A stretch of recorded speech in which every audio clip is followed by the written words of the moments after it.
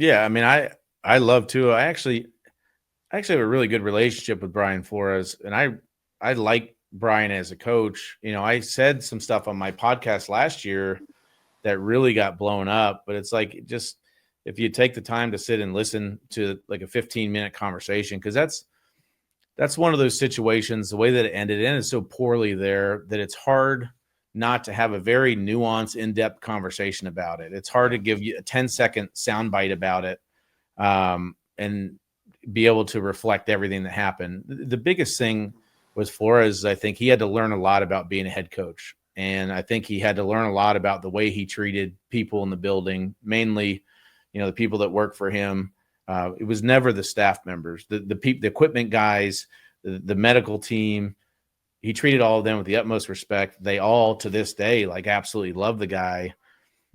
I just think that his downfall in Miami was he was so demanding of his coaching staff and saw it one particular way that he didn't treat a lot of them with the respect that they deserved.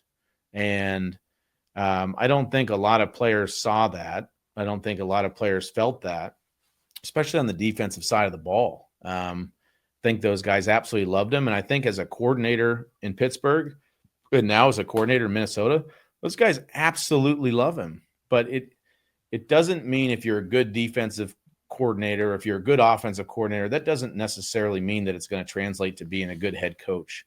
And I think there were some lessons there that he had to learn and hopefully has grown from, because it ended very poorly. And I wasn't there when it ended, but obviously had a lot of different relationships with a lot of different guys.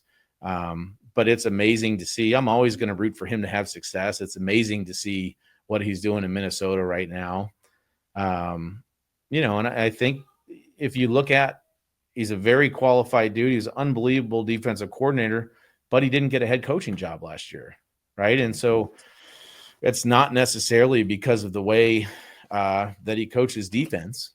I think him not getting a job last year kind of showed like there's some growth that needs to happen and that he needs to realize. And I think he probably has, but there's certainly some relationships that need to be mended, and some wrongs that need to be righted there in order for him probably to be able to have that opportunity to be a head coach again.